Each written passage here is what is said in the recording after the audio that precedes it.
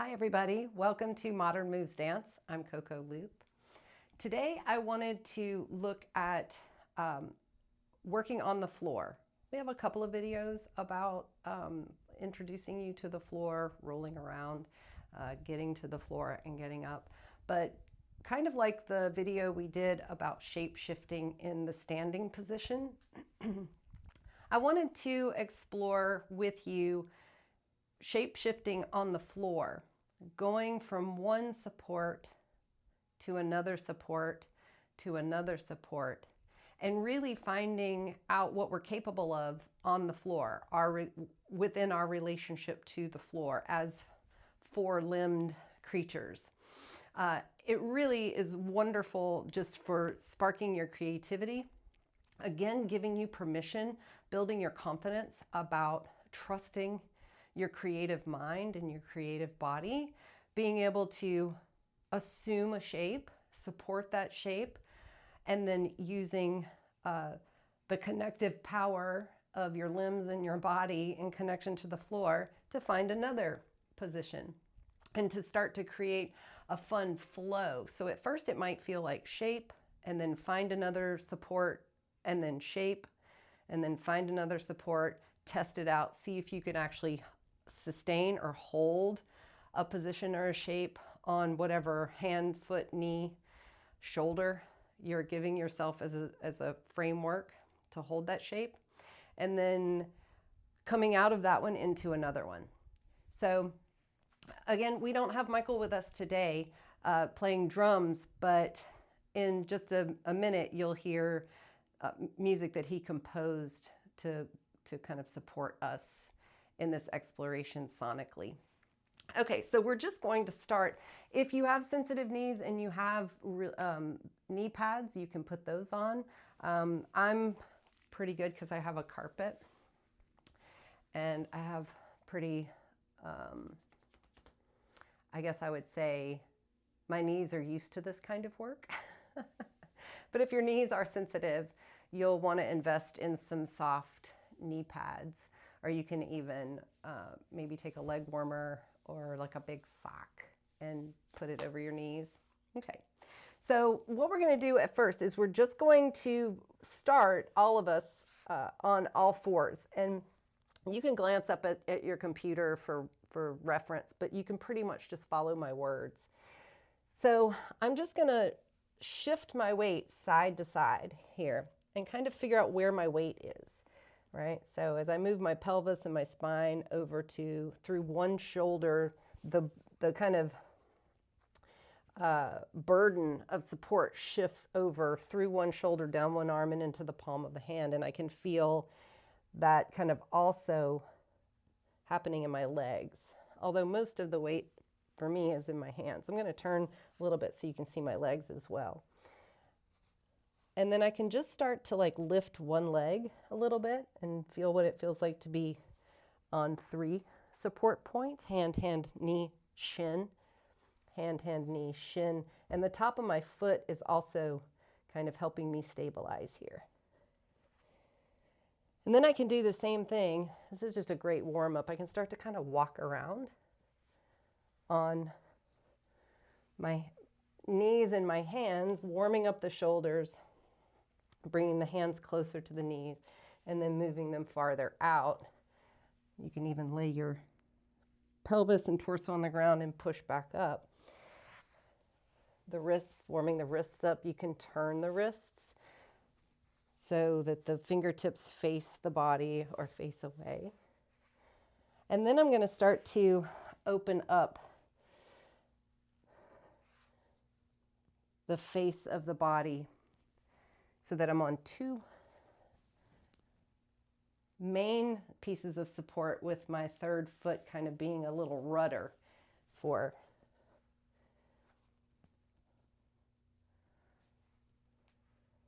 where I'm pivoting around.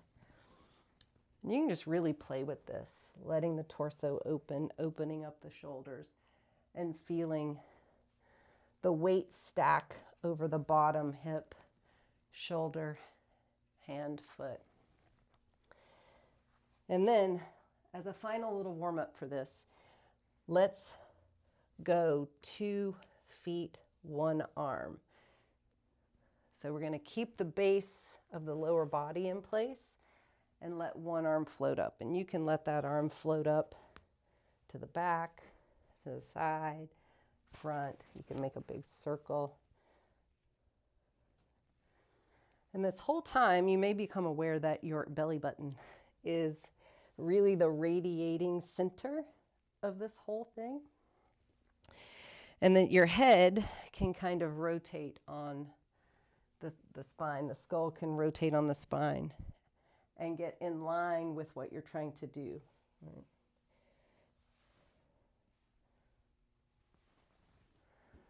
All right. And then I said that was the last thing, but I have one more.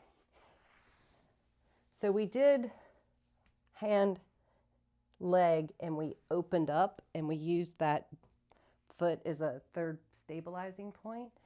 The next thing we want to play with is actually lifting hand and foot off the floor on one side and then putting that back down, switching sides, using the hand and the knee and the foot as a stabilizer, and lifting and letting arm and leg on same side float and explore.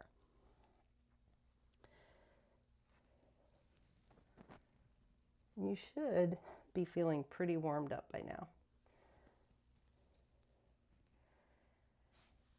And now we can actually start to do the kind of creative improvisational practice of finding a shape on the floor, kind of getting to know its properties, giving it a moment to settle in, and then navigating a small shift to another set of supports, another shape, getting to know that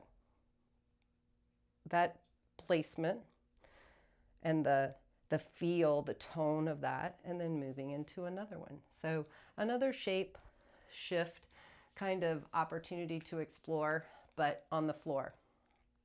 Now, we haven't talked about anything being on the back or up on a shoulder or on an elbow, but that's all available to you.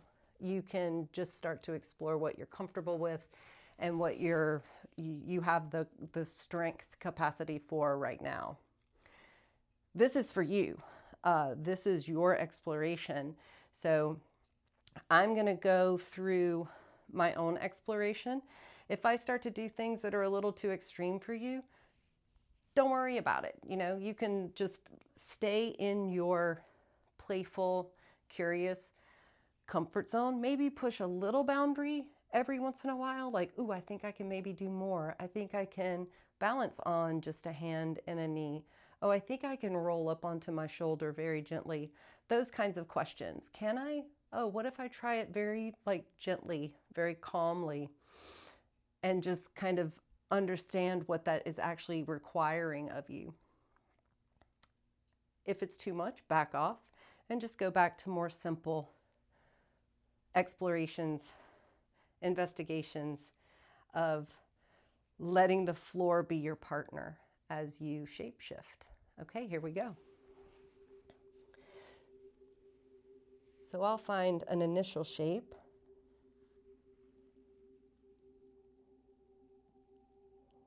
And then shift. And then another shape. And then shift. And then another shape. And then shift. And then another shape. And then shift. Another shape. And shift. Shape. Shift. And the changes between one shape and another can be very simple, as in just moving one leg or one arm or just your head or the point where you are on your tail, or they can be a little more extreme, completely changing the shape, shifting completely into another realm of posture and support. Shape, shift, shape, shift,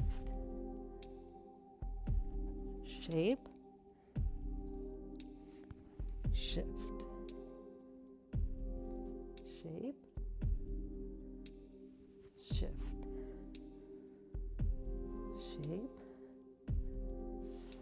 shift, shape, shift, shape, shift, shape, shift. Now I'm going to start to speed my shape shifting up. So I'm going to move from a choice to another choice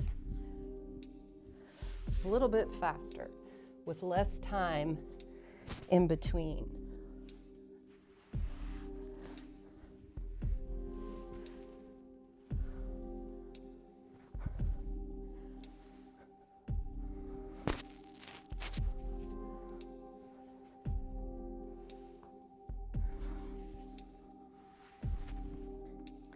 And what you have available to you at any given time can have a lot to do with your upper body strength,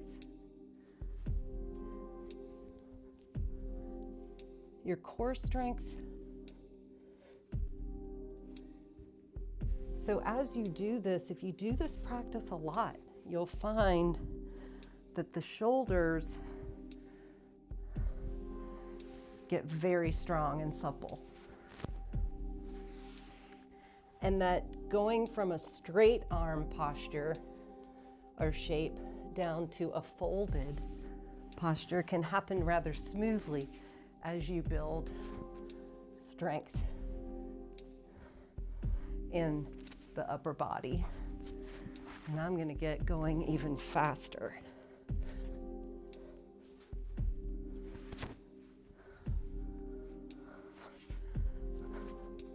I'm almost trying to confuse myself.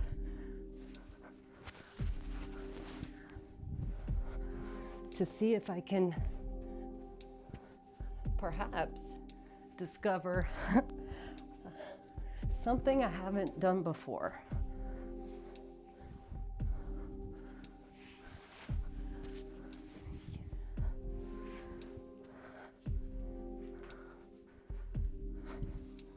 All by just trusting that I have a creative mind and a creative body, and I don't need permission to explore as deeply and as wildly as I want to. That is up to me.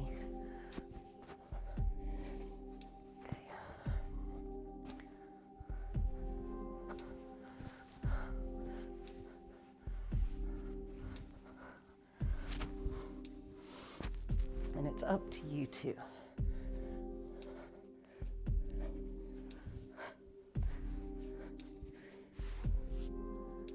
Yeah, I'm going to start to slow this down.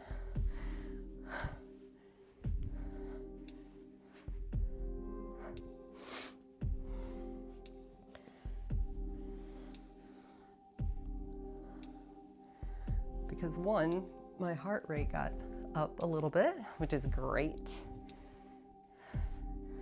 And I want to get my breathing a little bit more steady.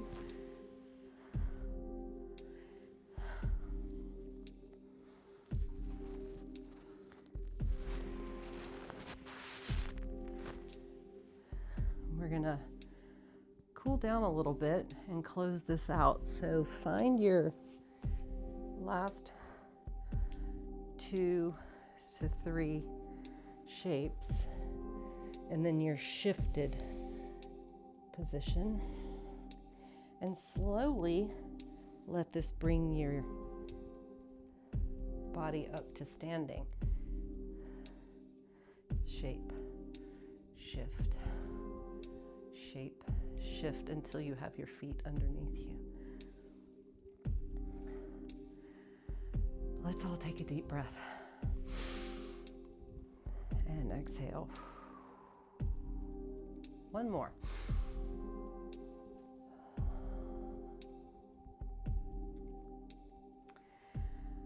Okay, I hope you enjoyed that. There's something about being on the floor. When you start to shape shift a lot and you're changing your support, the head and the tail almost become, or they can become, in a sense, interchangeable. So I tend to lose my sense of horizon, and it starts to feel very swirly, which is, you can get to that state in that sense while you're standing if you're doing tons of one-legged swirling and weight shifting across the center line and across the transverse plane, if you're dipping underneath it and coming back above it. But the floor is something special. So I highly recommend adding a little bit of floor practice, exploration, investigation to what you do during your week, and really start to enjoy it. Like I said before, it really helps to bring the shoulder girdle, the core, the back online, and really gives you access to a completely different language for your movement vocabulary, for your practice vocabulary. So that's it for today. Thanks so much for joining me. Please remember to like, share, and subscribe. It really helps the channel out. And we'll see you next time. Thanks.